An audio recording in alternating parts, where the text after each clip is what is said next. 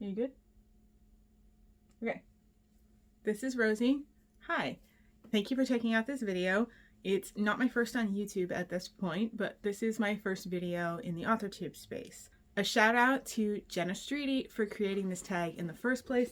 And providing a stepping stone for all authors and writers into an existing community on YouTube. I'll put the list of Authortube Newbie Tag 2.0 questions in the description if you want to go and answer them as well. A quick introduction of me.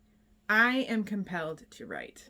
Last year, I reached a point where I decided, since I was failing so much at being a successful writer, I just wasn't a writer, and it was time to put that dream away and pick a different direction in life.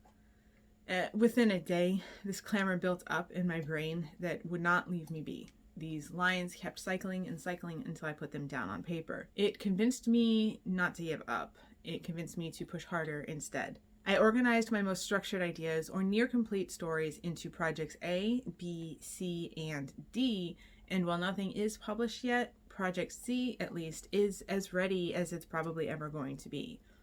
I am Tess. Tess Neoteme is my pen name. I chose a pseudonym in part, of course, to separate my author life from my personal life, but also I share a real name with the author of an IP that's well established already, and for that reason, a pen name was rather necessary anyway. Forgot about the air conditioning. Now for questions. Number 1, this would be for Project A, my book's pitch. David goes away to summer camp while his parents finalize their divorce, where he finds new friends, discovers magic in the trees, and crosses paths with a predator. I've been told that's not much of a pitch, so I will take some feedback on that one.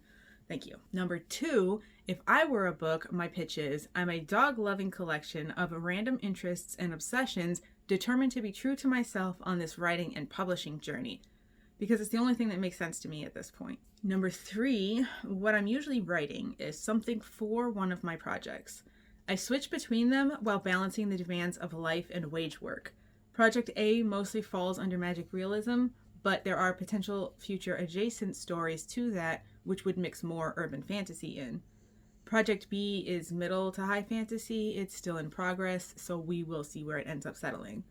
I do not, as a practice, write short stories, novellas, or novelettes, except that is exactly what I spent most of 2024 working on and what I will be moving forward with in 2025 out of Project C. I only work on Project D when it absolutely demands my attention. It is a space sci-fi idea, and sci-fi is not what I would consider my primary genre, but it keeps coming back, so it definitely exists. Number 4, something I'll never write. I spent a long time thinking about this because all the genres and things that came to mind, I could think of the tiniest possibility where I might write it. I started to get sarcastic with myself. I'll never write in another language, except wouldn't that be cool and ambitious? I'll never write character X, except what if I need that character? I'll never do this trope, but if it works for the story, would I reject it? So I determined that what I'll never write is my name on someone else's work. That's the only thing I can say that I will never write. Number 5, my goal in adding my channel to Authortube is connection and figuring out who my audience could be. I haven't been all that successful at making those connections in the flesh and bone world, so I'm trying to see if this can lead me to what I'm missing. Number 6, what made me start writing? As far as I can tell, I was writing stories as soon as I could put letters together. I had this mythology for myself for a long time that reading Lord of the Rings led me to fan fiction and fantasy writing from there, but a few years ago, I found some of my writing from when I was 6 and 7 and 8 years old, which were either happy household family stuff or basically self-inserts into historical events. It was after Lord of the Rings and fan fiction and trying my first fantasy stories around age 12 that solidified the first real I want to be a writer notions. Number 7, my publishing path is most likely self-publishing. With the novelettes I wrote last year, I do plan to submit them at least a handful of places. I will give them that chance, but if there are no bites after a number that I will determine soon, then I'm probably just going to put them on Substack or something like that.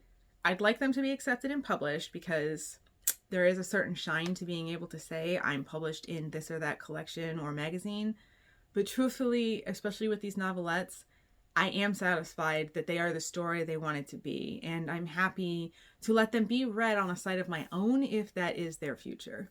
Number 8, besides whatever I end up posting about my writing journey or struggles, I primarily plan to make videos this year about Tamora Pierce's books. She's my favorite young adult fantasy author, and I am of the opinion that YouTube is not oversaturated with videos analyzing her work like other popular or well-known fantasy series. So that's where I've decided to start. Number 9, my biggest writing struggle now is keeping focus. It used to be the easiest thing to block out everything else, priority or not, and just write. But life cascaded to a point I couldn't do that, and first, finding uninterrupted time was a barrier, because unless I'm already locked into the flow of something, I am not the kind of writer who can scribble down a few words or a few lines and come back to it later. I sink into the scene and it comes out over the next hour or two. But now, even when I do manage to get that couple of hours, my brain is looking for the things I'm supposed to be doing instead of sitting and focusing on the writing. So I am actively in the process of retraining how I sit down to do my writing to get it done.